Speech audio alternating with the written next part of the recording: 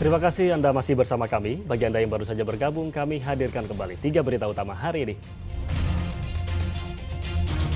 4 polisi diperiksa terkait kasus tewasnya seorang residivis saat penangkapan di Kota Makassar. Polda Sulsel bersama unsur terkait gelar deklarasi pemilu aman dan damai tahun 2024 di Sulawesi Selatan.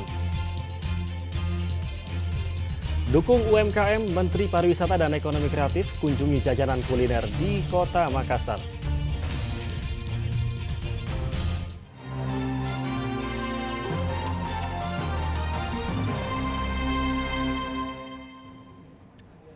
Saudara, Polda Sulsel bersama Forum Komunikasi Pimpinan Daerah, Forkopimda, KPU, dan Bawaslu Sulawesi Selatan dan semua partai politik peserta pemilu mendeklarasikan pemilu aman dan damai di Sulawesi Selatan. Komitmen bersama diperlukan guna mewujudkan pemilu yang damai meski berbeda pilihan.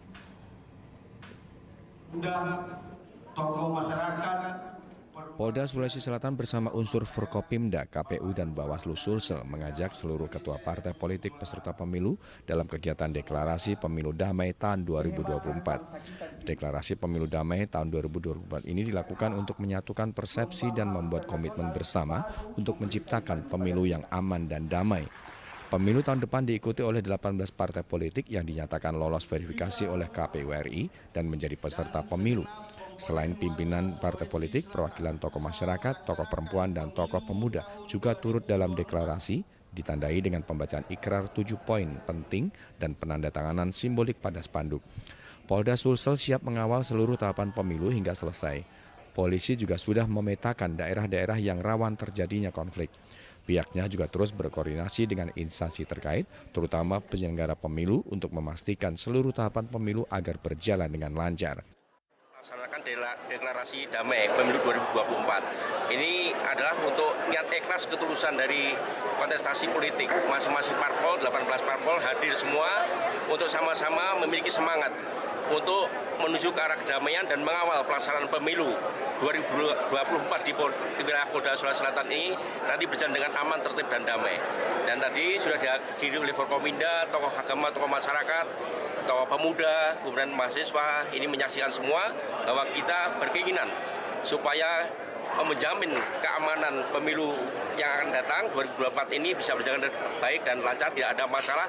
Semuanya dari KPU, Bawaslu ini juga sama-sama sepakat deklarasi, penandatanganan, kemudian mengucapkan secara bersama-sama yang disaksikan oleh semua hadirin.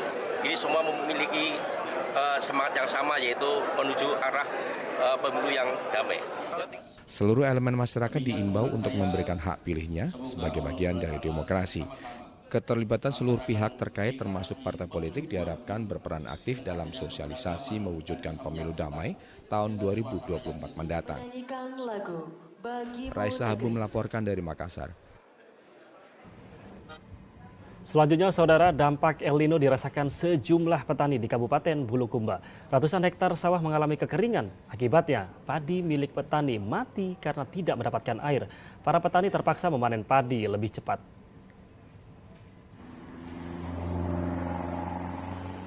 Para petani di Bulukumba merasakan dampak El Nino. Di wilayah ini, ratusan hektar sawah mengalami kekeringan. Seperti di Kecamatan Gantarang, tanaman padi milik petani mati karena tidak mendapatkan air. Bahkan para petani memanen lebih cepat meskipun belum matang. Salah satu petani mengaku terpaksa memanen lebih awal agar tidak banyak merugi. Seharusnya panen harus menunggu 1 bulan. Karena khawatir tidak ada hasil, petani terpaksa memanen lebih cepat. Apalagi sumur bor yang biasanya untuk mengairi sawah juga telah mengering. Jadi ini Pak, belum waktunya dipanen ini Pak. Ini berapa bulan lagi Pak baru bisa dipanen? Setengah bulan. Tapi kenapa langsung dipanen ini Pak? Supaya kenapa? Tidak rugi ya? Tidak ada. Supaya tidak rugi Pak ya, tidak banyak rugi. Kering semua ini Pak ya? Ya, kering semua. Pada kondisi normal, dalam 1 hektar seorang petani bisa mendapatkan padi 50 karung. Namun sekarang mereka hanya mendapatkan 10 karung. Akibat banyak petani yang gagal panen, harga beras di pasar melonjak. Andi Muhammad Sardi melaporkan dari Bulukumba.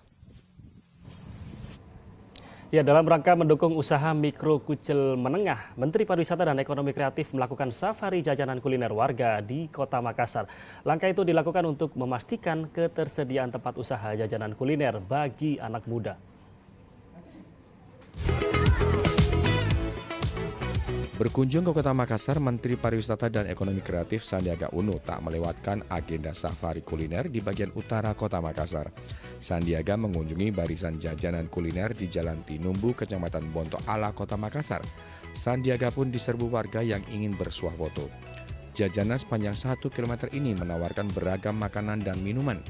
Lokasi jajanan di Jalan Tinumbu ini juga menjadi salah satu pusat jajanan kuliner kaki lima yang tak pernah sepi pengunjung ketika malam hari.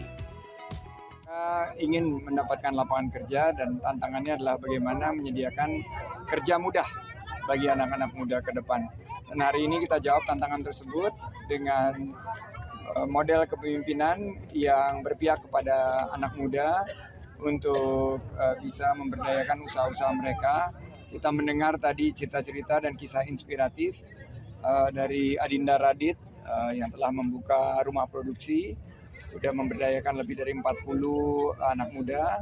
Ada juga rumah makan Kerang Selebes yang sekarang di Takalar sudah sangat viral. Ini cerita-cerita yang menggugah semangat karena yang mereka perjuangkan anak-anak muda ini adalah bagaimana ekonomi bisa bergerak untuk menghadapi potensi kesenjangan sosial.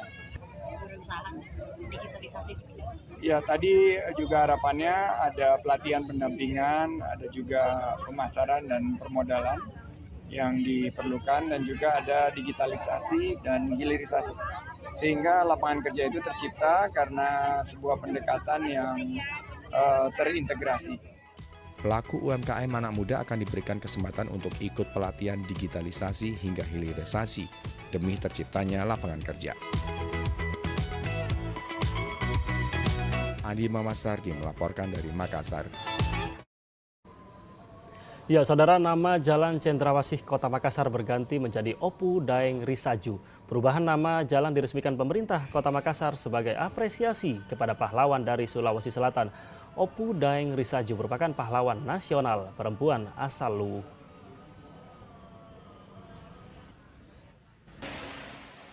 Nama Jalan Cendrawasih yang telah menghiasi Kota Makassar selama 3 dekade akhirnya resmi berganti sejak Selasa pagi menjadi Opu Daeng Risaju. Perubahan nama jalan diresmikan pemerintah Kota Makassar yang disaksikan Bupati Luwu bersama keturunan Opu Daeng Risaju serta kerukunan keluarga Luwu Raya. Penggantian nama jalan yang disambut baik warga ini ditandai pemasangan papan nama Opu Daeng Risaju di perempatan Jalan Haji Bau. Alasan utama nama Jalan Cendrawasih ini diubah menjadi Opu Daeng Risaju. Beliau adalah pahlawan nasional. Dua zaman. Sedangkan tidak pahlawan nasional saja, banyak yang kita pakai di nama jalan. Apalagi pahlawan nasional. Ya, bukan hanya itu. Beliau memberi inspirasi. Isu gender, perjuangan para wanita, sekarang itu menjadi bagian yang penting dalam kehidupan dunia. Maka hadirnya Opu Daeng Risaju, dalam Opu Daeng Risaju adalah bagian kebanggaan kami. Kami bisa ngomong sama seluruh negara bahwa kami punya pahlawan wanita juga. Itu bagaimana tanggapannya, Bu, sebagai warga? Ya, baik juga. Hanya memang masalahnya mungkin seperti KTP, apakah harus diganti? Ya. Jadi kalau Ganti tidak, kita KTP seumur hidup. ganti KTP, sudah tidak ada belangko. Jadi soal administrasi ini mau dipertanyakan, Bu. Maksudnya kalau ada pengurusan gitu toh, Yes. itu ada nanti ada peraturan lagi ya.